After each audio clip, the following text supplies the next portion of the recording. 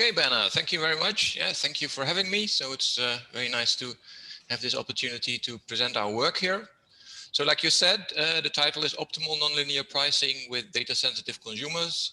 It's joint work with Daniel, yeah, and he would be willing to answer any questions that are unclear from my presentations. So let me jump right in. So maybe Daniel, you mute yourself. I think yes, good. That's okay. So motivation. So I think the first sentence that I wrote here is we all agree on this. Yeah, firms collect more and more information about consumers. Yeah, we do all research about this. This is one of the hot topic in IO at the moment. Yeah, but yeah, consumers are also getting more and more aware of this. Yeah, so I here have from a survey from the EU, yeah, where they found out that about 2/3 of the consumers are aware of targeted advertising. More than 60% is aware that firms use personalized price offers, and actually almost half are aware that you actually get personalized pricing by firms, that they can do that based on the information that they collect on you. Yeah?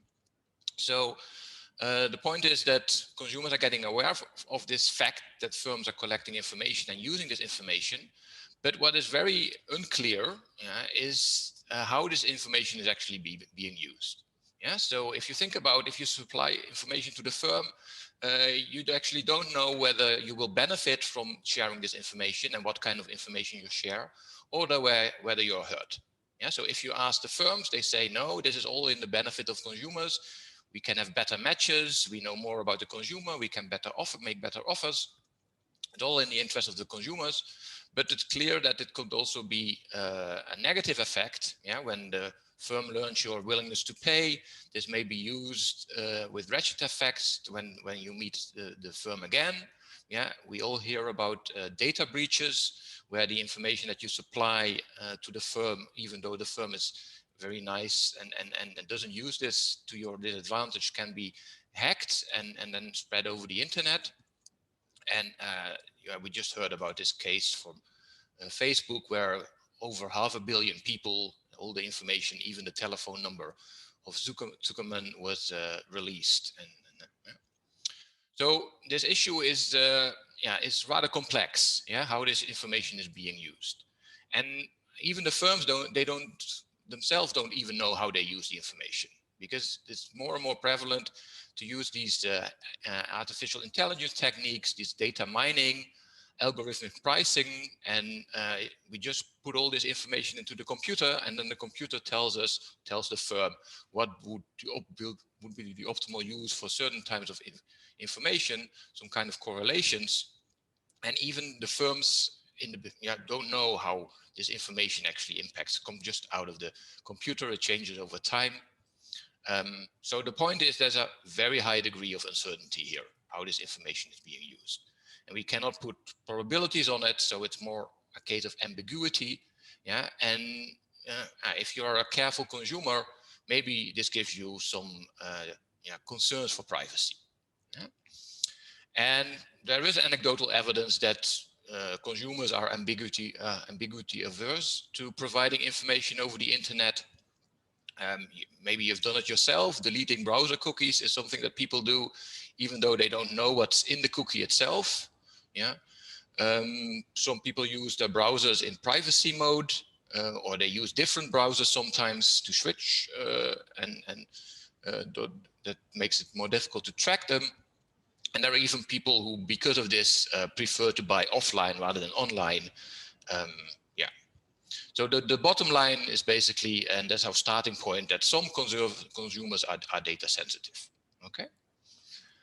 Now, and then I think this raises a very interesting question. Yeah. How do these data sensitive consumers impact market outcomes? Yeah. So that's a very general question, and we are a little bit less ambitious here. So what we actually are addressing is the following research question. So we are investigating how data sensitive consumers impact a specific market outcome in the context of a monopolistic screening. Yeah. So the outline of the paper, just in a nutshell, is what we do here is we model consumers with an intrinsic preference for privacy, like motivated on the previous slide. And we add such data sensitive consumers to this yes, classic setup of Moser-Rosen, the monopolistic screening setup. Yeah. And what we do then, we try to identify the monopolist optimal way to deal with these consumers. And we are especially interested in the interaction between these data sensitives and the classical consumers who don't care about their information, how this interaction plays out in this context of monopolistic screening. And we then compare these data sensitive consumers to the classical consumers. And finally, we then talk about some comparative statics, especially what happens when consumers become less or more data sensitive. So that's a little bit the outline of the paper and the presentation, what we're doing here. Yeah. So if anything is unclear, please raise your hand so that Bernard, or ask the chat so that Bernard can interrupt me and I can clarify things. If I don't hear anything, I just yeah, just go on. That's the way it is at the moment. Okay, so a little bit about the relevant literature. So like I said, our model will be one of intrinsic preferences. I will be more precise about how we model it in detail. And actually, quite surprisingly, there's not that much literature using this intrinsic preference framework. So there's an old paper going back to Becker. So Becker did all kinds of things already in the 80s, who wrote something about yeah, privacy, yeah, interpreting privacy as a consumer good. Yeah, but it has not been picked up. Only more recently, now that we are more interested in these privacy issues, there are two papers, Choi et al. And Acemoglu et al., who are both actually interested in a similar question, which is different from ours. Yeah, whether this information has some external effects. Yeah, is a kind of can you see it as a public good? And they actually model this in a kind of intrinsic preference framework. Yeah. Then there's another interesting paper by Eilert et al., which is relevant to us because they will model the amount of information revelation in a similar way to ours. And it is the effect that that the principal, the seller, the monopolist, yeah, when learning information, will update his distribution, yeah, updates the distribution of the consumers, the taste distribution of the consumers. Yeah, and that's also how we will model it. And then it depends on the distance, yeah, how large this change is, that we then use as a measure of learning. Yeah, and this is also done in the Eilert et al. Paper in a specific way. We do it a little bit differently, but it's connected with the same idea that it influences the beliefs of the monopolist. Okay. Then there is some empirical literature on the intrinsic preferences, trying to measure whether people have intrinsic preferences. And I'm not an empiricist, I'm not an econometrician, but if you read this literature, they do identify as an intrinsic, intrinsic preferences of consumers. Okay. So rather than intrinsic preferences for privacy, you could also model this more micro-founded. Yeah, and this is more the literature in instrumental preferences for privacy. And so this literature is, of course, also relevant. And this is, for instance, this behavioral-based price discrimination, these Taylor models and the idea of Friedenberg and Villa and Boas. Yeah, where the idea is really that you really model the economic interaction, and then out of this interaction, the information plays a certain role. Yeah, so that's what we'll not do. We'll put it more. We take a more reduced form approach. Yeah. This literature is nevertheless interesting to us or important to us because it shows that it depends very much on the details of the model, how this information impacts the consumer. Yeah. So, and if all these effects, if you have different economic effects going on, it's really, yeah, it's hard to say which information impacts you how, and this, yeah, motivates a little bit more the ambiguity idea that we have that motivates our intrinsic preference framework. Okay. Now, given that I said that how we model intrinsic preferences as a way that the consumer actually impacted by how the beliefs of the monopolists change due to the provision of information, we then also are connected, or our work is then also connected to career or image concerns literature, yeah, where that's also modeled this way, that the way that your type is being perceived, yeah, beliefs about you enter directly into your utility function. These models are often a little bit different. It's more about learning and signaling rather than screening. However, there's one paper in this line of literature, this Gradwell and Smolodinsky, yeah, who actually use these image concerns literature in a very similar way to address the problem of privacy. And they have a framework where they make a distinction between so-called anonymity-seeking consumers and identification-averse consumers. And if you know this paper, what we are doing actually is taking this approach of anonymity-seeking consumers. Okay, I'll come back to it a little bit later. But if you are aware of this literature, this is actually the framework that we use to do our screening analysis. Okay. So then, of course, the screening literature is important to us. Optimal nonlinear pricing, of course, the Musa-Rosen and all the literature that comes afterwards. And we are using the Musa-Rosen framework as well, where there are always these outside options. Yeah, what do I get as a consumer that I don't buy? And these are normally type independent. Yeah, and what turns out is that including these data sensitive consumers, yeah, makes this screening model one where the outside options for the classical consumers turn out to be type dependent. Yeah, so the literature on type dependent outside options with screening, using Sappington, Julien, is important to us. And there the twist is a little bit that normally these outside options, these type dependent outside options are exogenous. Actually here it turns out to be endogenous.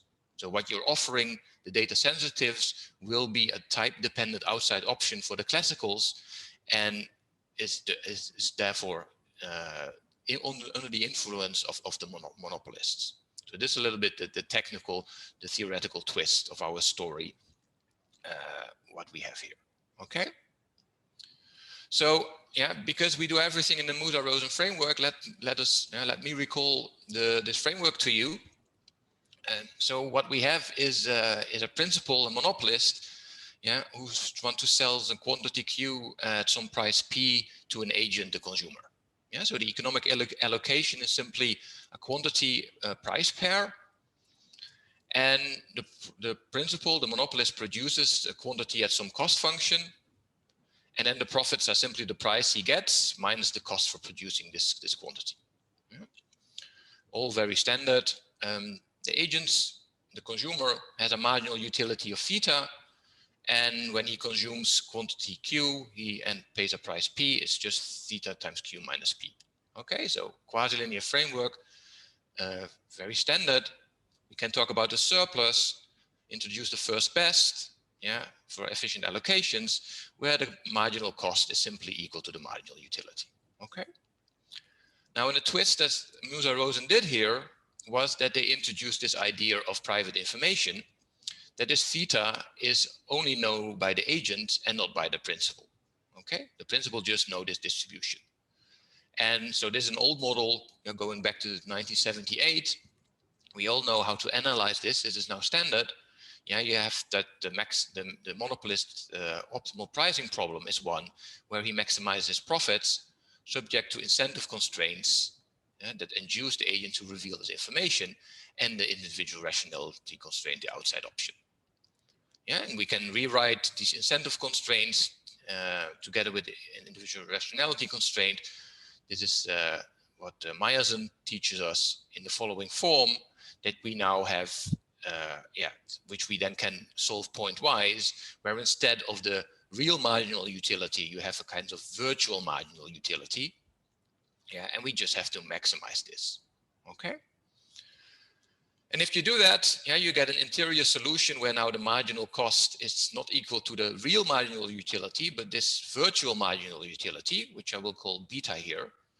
And if this beta function is increasing, then also this technical thing that this monotonicity constraint, we don't have to worry about that. Yeah, so we will do in all applications. You assume this. This is called a regularity condition. We will be using this too. Okay. Now we have to be a little bit careful here because yeah, this is the interior solution, but this term could of course be negative, especially when theta is small. Yeah.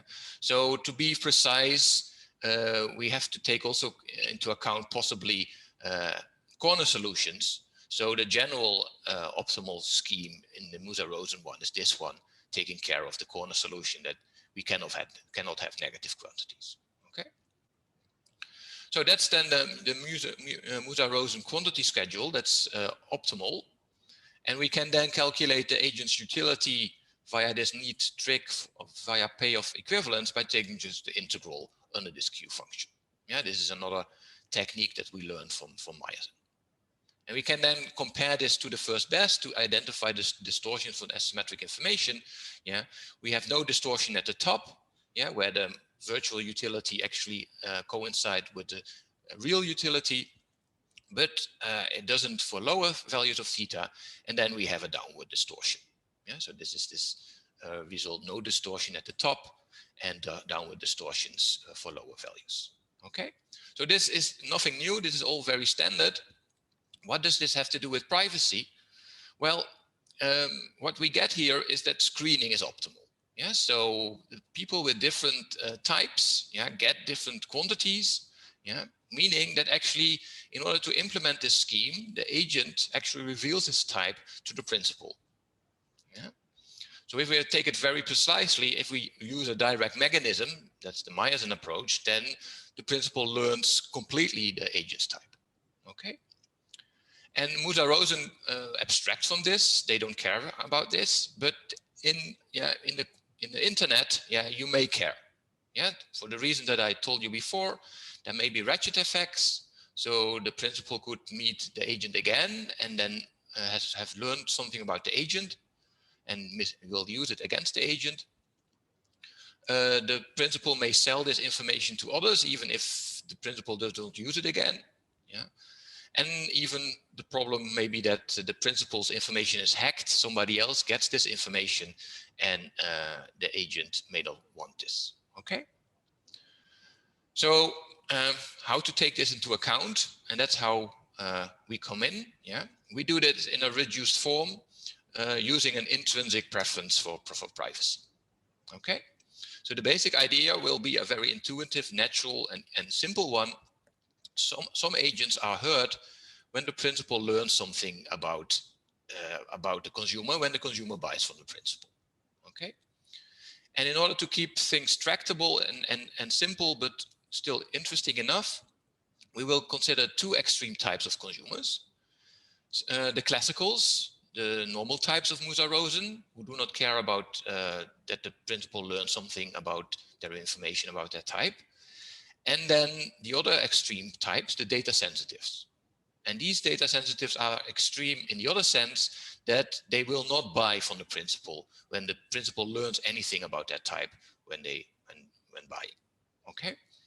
So it is a kind of extreme case. We have some extreme results, but I think, yeah, we hope that that we still learn something helpful from this analysis. Okay. So let me now be a little bit more precise about how we model this intrinsic privacy cost. So, like I said, the principal will have some ex ante beliefs about the type distribution. Yeah, in Musa-Rosen, this distribution f of theta. And after the interaction with the agent, after the agent has bought, yeah, the principal, yeah, may have some other belief, some updated belief, some ex post belief after the interaction with the agent. Yeah. And the idea of how much the principal learns about this is then that we measure the principal's learning by some distance, yeah, some distance measure between these two distributions. Okay. And then the idea is of modeling our intrinsic preferences is that the utility of the consumer depends on, yeah, the instrumental part minus this distance. Yeah, and this distance function may then depend on whether they are actually which type they are.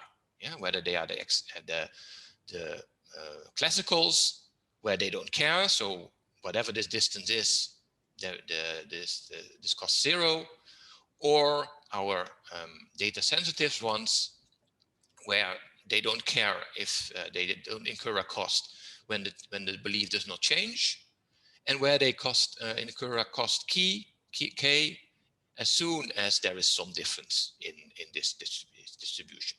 And this k will be, in our framework, prohibitively high. Okay, so in that sense, we are doing something that is rather extreme. So let me compare this to what people have done in the literature. So in the Gradwall-Smolodinsky paper, this is actually the idea of anonymity seeking, yeah, where they define it that yeah, the ex post belief that minimizes this cost is actually only the ex ante belief. Yeah, and this is exactly what happens here. Okay, but in the Gradwall-Smolodinsky paper, which is not about screening, yeah, this distance function is much more continuous, yeah, rather than this discontinuity from 0 to k. Okay, in the same sense, the paper Elat et al. Use a continuous distance function. It's not really a distance, it's a divergence measure, and which is very popular in computer science, actually, the Kullback-Leibler divergence formula. Yeah. So just to preempt any questions at here, we wanted to do this too, but it turns out that it gets quickly quite complicated. And so for reason of tractability, we just do it with this extreme sense first. Okay, good. Bernard, are there any questions, or just you? There's a question by Volker. If I am a type theta, why do I care about the P learning about types that are very different from my own? Well, that is exactly because you don't know how this information is being used. So even if the principal learns something wrong about you, this will be used, and you don't like that. Yeah. So, and this is in the context of this anonymity seeking, and there is another framework as well. Yeah, but this is yeah. So you're absolutely right, Volker. This is how we model it. Even if the principal learns something, gets wrong information about you, some sense, yeah, even that you don't like, because you are afraid that even then you get a bad deal somehow. Can I just, I mean, so imagine, for instance, I purchase something with this purchase, he learns a lot, he learns everything about certain types, but he doesn't learn anything about types that are similar to my own. So in some sense, you know, you learn something about the distribution, but nothing that pertains to the part of the distribution where I live in. So I guess.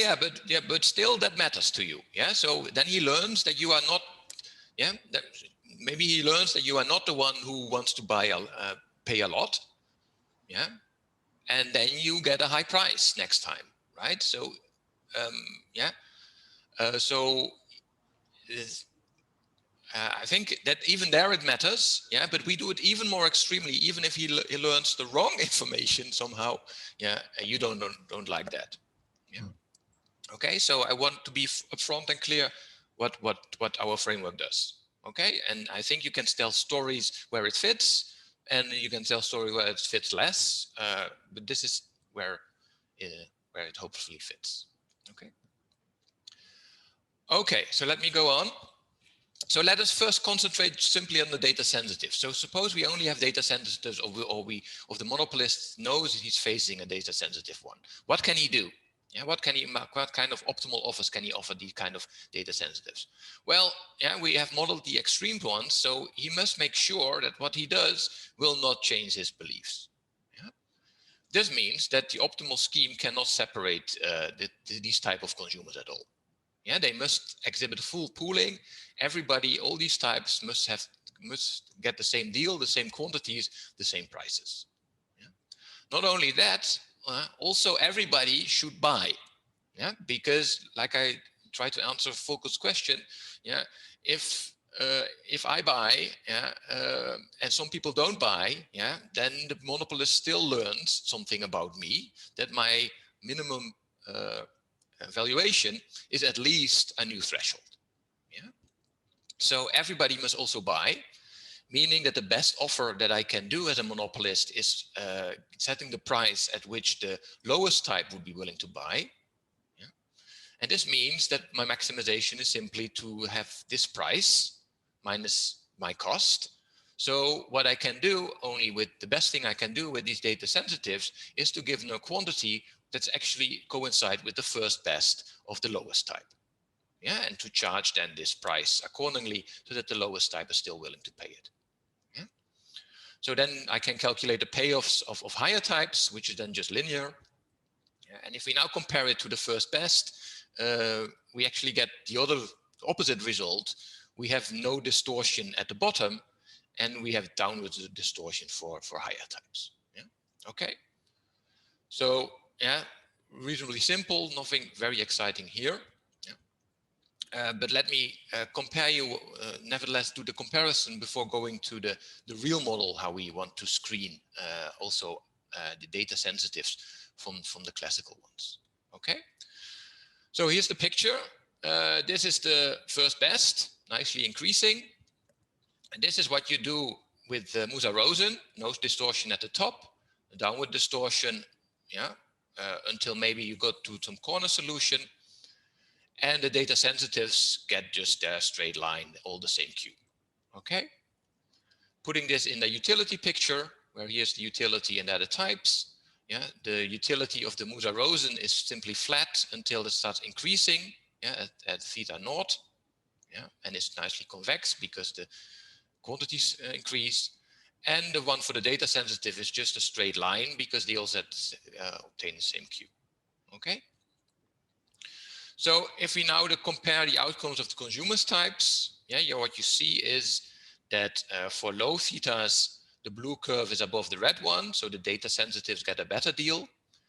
And for the higher thetas, the blue line lies below the red one, the data sensitives get a worse deal. Yeah? And what you can also, of course, argue is that the monopolist gets a worse deal. Because he could offer the blue line to the red ones too, but he doesn't want to. So that means that the red line is better for the monopolist than the blue one. Okay. And this is an analysis where the monopolists can distinguish the data sensitive from the classical ones. Yeah. And this is now where we really want to start our work. Yeah. What if the principal cannot observe who is a classical and who's a data sensitive? Yeah. So what our model is really about is also about private information about the privacy types. So we'll have types, value types, the theta, your utility, and then you have your type, whether you are a data sensitive or a classical, and you have multidimensional types, and we analyze the independent case. Okay. So before doing the formal analysis, let me tell you what the analysis, do a little bit heuristic, what will happen. Yeah. Because we can all do this a little bit in this picture. What the problem, of course, will be is one of incentive compatibility. Yeah. So if you look at these types here, if I'm a red type, a classical, yeah, I get a better deal when I pretend to be and claim to be a data sensitive than I get on the blue line. Yeah, so the problem is for the monopolist, he cannot offer these blue and red schemes. They are not incentive compatible because the classicals will claim to be data sensitive. Okay. Now note that this is actually, this incentive compatibility problem is only for the classicals. You see here that the blue line lies below the red one, so the data sensitives are doing worse than the red ones, but the data sensitives cannot get to the red line because then they have to reveal their information, and that's not what they want to do. Yeah, so the red line is actually not attainable for the data sensitives. Yeah. So one thing that we point out is that the incentive compatibility issue here is asymmetric. Yeah. We have only to make sure that the classicals don't want to pretend to be data sensitive and not the other way around. Yeah, and this will be also a crucial driver for our results. Okay. So what we have to do now is to make sure that the schemes that we offer are incentive compatible also to the classical types for revealing that they are classical. Now, how can we do that? Well, we have to make the deal for the classicals better. Yeah. So the first tool to do this is let's just lower the prices for the schedule of the classicals. How much do we have to lower all the prices? Well, that you can actually see in this picture here. Yeah, the largest distance, yeah, between the blue line and the red line is here at the theta hat, where the blue and the red line cross. And if we just reduce the price by this amount, yeah, meaning shifting up the red curve by this price reduction, yeah, we now have a scheme, a red scheme, which is incentive compatible compared to the blue scheme. Okay. So this is one way to make it incentive compatible, but this is a very costly way. So can we reduce this cost a little bit? Yes, we can do that. Yeah, let us reduce the prices a little bit less. Yeah, like this, not shift the red curve up all the way, but only here. Then we have, of course, a few problems here in the middle. Yeah, but let treat these guys just like the data sensitive guys, give them the same quantities. Yeah? And then what we have is that the red curve has here this flat part, coincides with the blue part, and then follows the red part again. Okay. So then we have then a kind of a pooling region. Yeah. And this is a way now also to get to an incentive compatible scheme. And this is a little bit cheaper than the original one. So you want to use this a little bit. Yeah, because there's no first order approach, not a first order effect of reducing the price a little bit here around the tangency point. Okay. So can we do something else? Yeah, we can also do something else to reduce the cost of incentive compatibility further. Because what I've done now, I only change something to the red curve, right? To the classical ones. What we could also do is to play around a little with the blue curve, yeah, the offers to the data sensitives, make their deal a little bit worse, meaning lowering their quantity a little bit, because what this does in the utility space is making the curve flatter, and now I can get to incentive compatibility at an even lower cost. Okay. So this is a kind of heuristic analysis, yeah, but it reveals exactly the tools that our formal analysis will bear out. Yeah, what we're going to do to solve this problem of incentive compatibility, that's the real problem. We're going to lower the prices to the classical to some degree. We'll have some pooling, and we have to discuss how far we pool or not. Yeah, and we're going to distort also the schedule to the data sensitives a bit. Okay. Okay. So the optimal scheme that we are now will get from the analysis is, from the analysis that I'm going to show you now, is that this heuristic incentive compatible argument is correct. Yeah, we can develop a concept of incentive compatibility that makes sense here. I've taken that for granted. I was not very precise about this. This was just heuristics. And then we'll see that indeed we'll use this pooling tool, but in some extreme sense. The optimal scheme actually pools all the lower types. They all get the same quantity. And also the optimal scheme uses this distortion tool on the data sensitives. And this can actually be so extreme that we offer them no deal at all, yeah, no quantity at all, but in general, we'll distort them only slightly. And then from the formal analysis, we also get this theoretical insight that these data sensitives actually yield an endogenous type dependent outside option for the classicals. Okay. So before I jump into the formal analysis, here is everything in the picture once more. These are the schemes when the data sensitives and the classicals are observable by the monopolist. And this is the optimal scheme that you get when there is optimal screening, when the monopolist does not observe the privacy types and has to screen there as well. Yeah, and you see here, yeah, this pooling all the way down, a stream sense of pooling, what is being used. Okay, And this is what now the formal analysis, what I would like to show with the formal analysis. Okay. Good. So I'm on slide 13, and this is the first time I actually present our real model. This is one of the first presentations where my model does not come on the second or third slide. But I think it was helpful to have a soft landing of what we are doing. Yeah, so we have multidimensional types. We have the valuation types. Yeah, and we have a privacy types, or binary privacy types. And here you have the utility function, a little bit differently expressed, but the way I said before. Here is the instrumental utility, and here is this intrinsic preferences for privacy with this distance function. And if you're classical, your row is 0. This is just 0. And if you are data sensitive, your row is 1. And then this distance, this discrete distance function matters. Okay. And then, like I said already, the theta and rho are independently drawn. Theta is drawn like in Musa-Rosen with this distribution F. And the probability that you are data sensitive is this new parameter mu. Yeah, and this mu will play an important role. So mu is the probability that the consumer is data sensitive. Okay. And then, like I said, this is an application here, so we want to keep the analysis tractable and simple. So we'll use this regularity conditions on the distribution, this one virtual valuation that we've seen already is nicely increasing.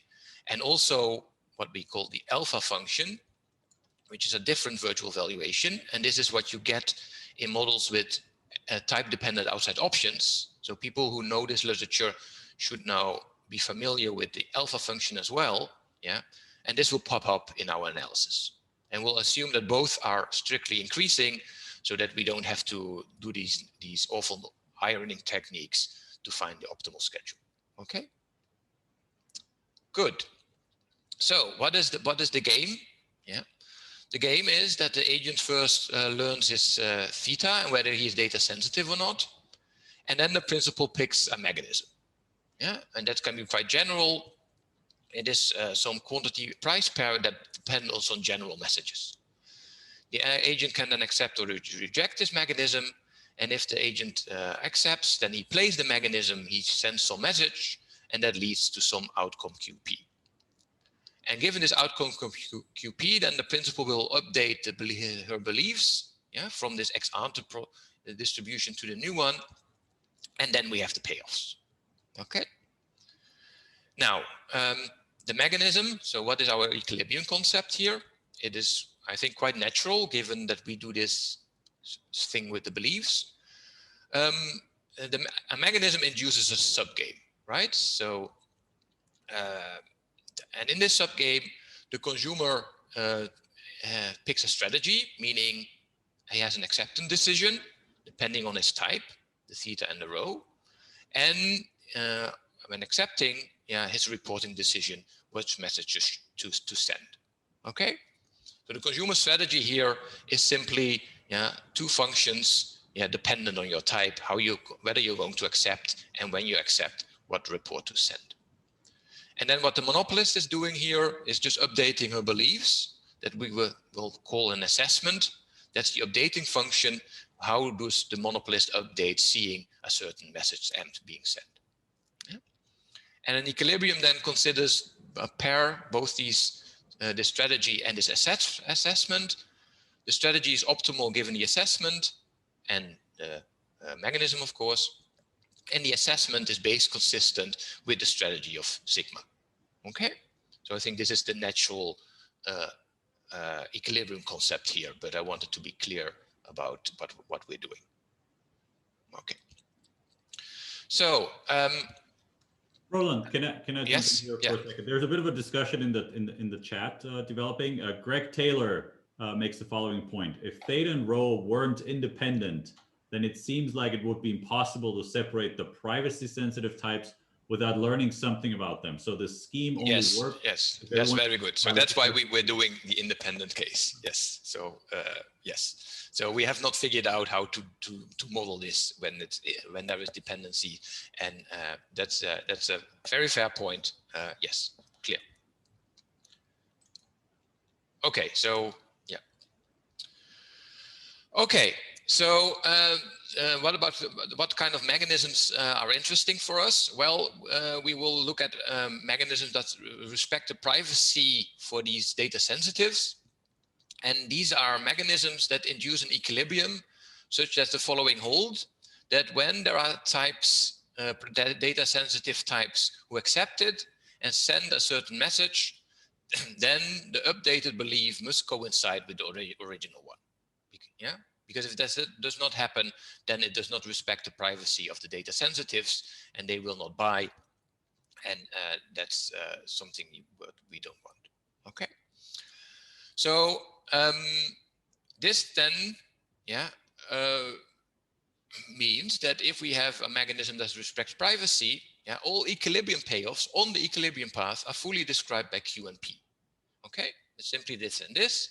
In particular, the equilibrium payoffs do not depend on the belief, because we have made sure that the privacy types, the data sensitives, will buy, and the belief does not change. So this gives us a handle to actually get a tractable framework, because now a social choice function, all we have to do for a social choice function is specify the QP combinations and not the belief. Okay, and this leads us to the definition of so-called privacy implementable social choice functions. These are social choice functions so that they can be implemented by a privacy respecting mechanism which has an equilibrium exactly that corresponds to this social choice function. Okay. And this is actually the way that we now have a handle and can model the incentive compatibility issue. Okay. So the natural set of mechanisms that we can concentrate on without loss of generality are these kind of social choice functions that we want to implement. Yeah. So what kind of contracts do that? Well, certainly not direct mechanisms, because with direct mechanisms, per definition, you learn the type, and that's not what you want to do with the data sensitives. So the next step, maybe what you can think of, is what we call privacy mechanisms. And that's a combination of a direct mechanism together with a privacy option. And that's exactly what will work here. Yeah. So what is our first lemma? Technical, maybe it sounds a little bit technical, but it's a way to get a handle on the whole problem. It's kind of a revelation principle, or the idea of canonical mechanisms, that any of these social choice function that we want to implement, we can implement it with a privacy mechanism. Yeah. So it would also implement a social choice function. It also respects privacy. Moreover, all the classical consumers will reveal their types truthfully, and also almost all data sensitive pick this privacy option Q1, P1. Okay. And then finally, also it also induces all consumers type to accept the mechanism. Yeah. So this is our handle to actually now get to mechanism design. Yeah. We just have to look at privacy mechanisms of this type that are individual, rational, and incentive compatible. Okay, so this is where I'm going to do it. These are the privacy mechanisms.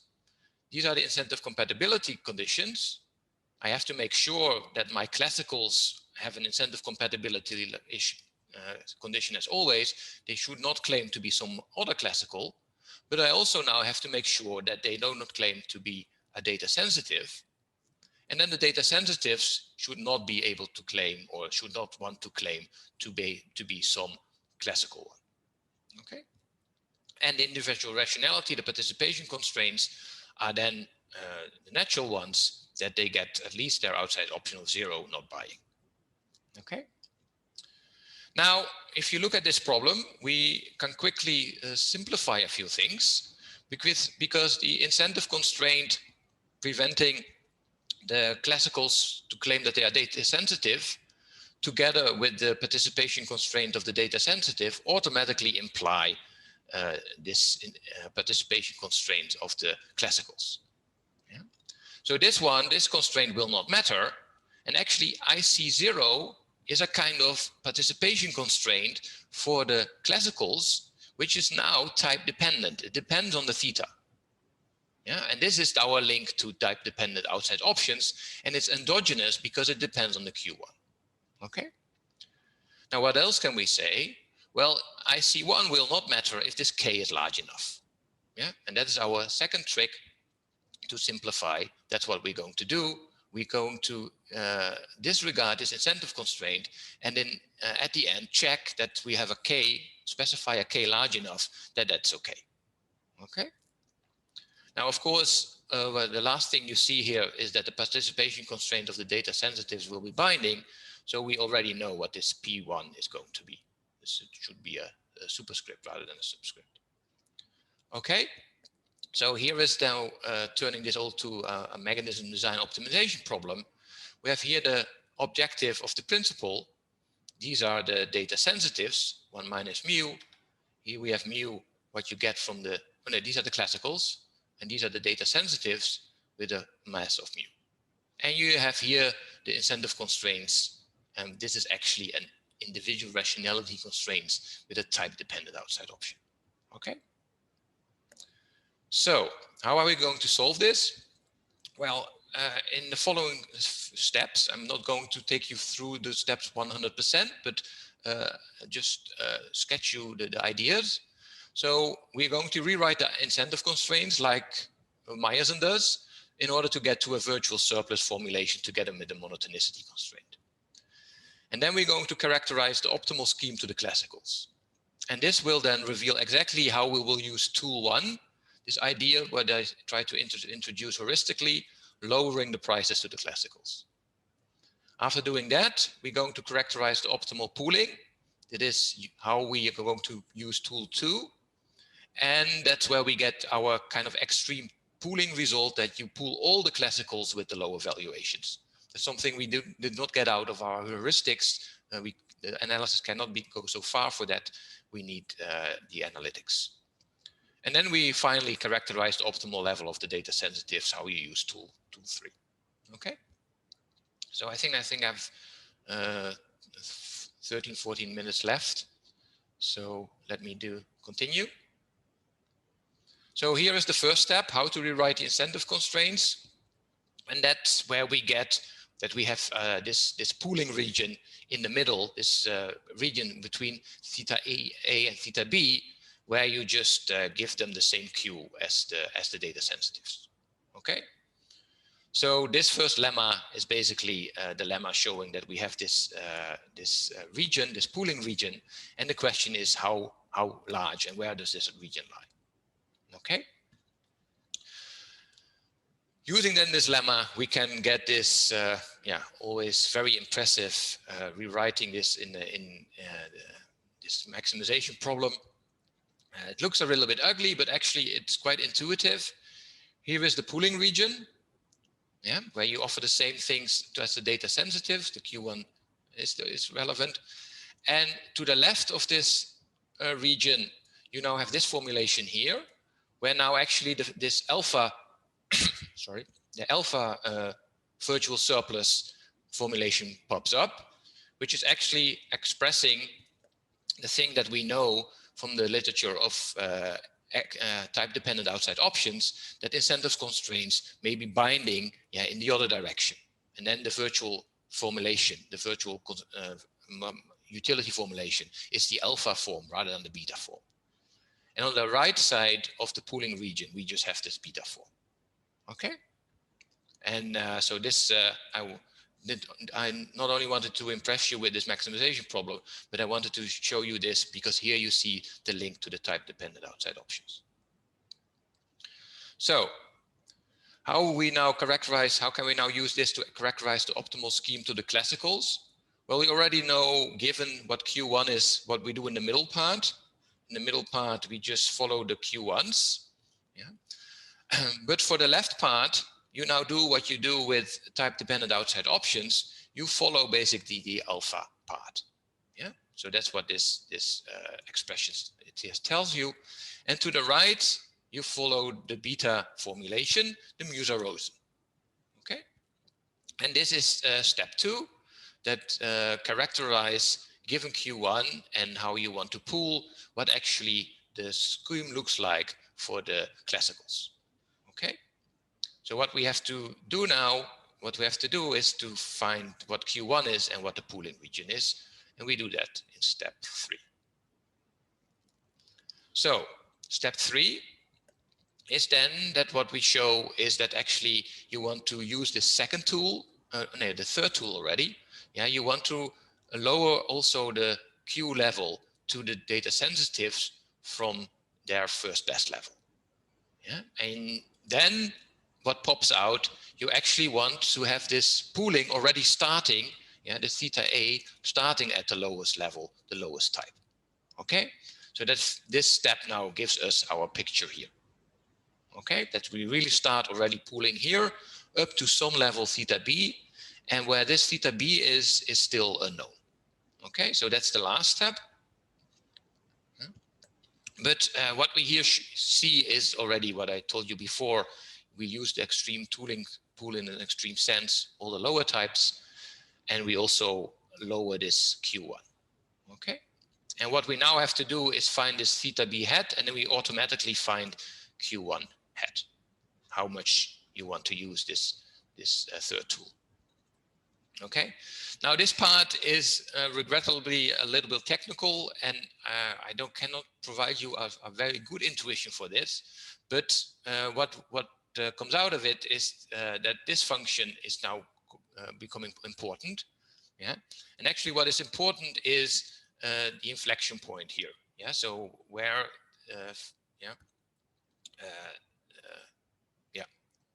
so with this function, which looks a little bit like this virtual formulation, but it also has this extra part here, we can now characterize the solution to this problem P, yeah, as follows.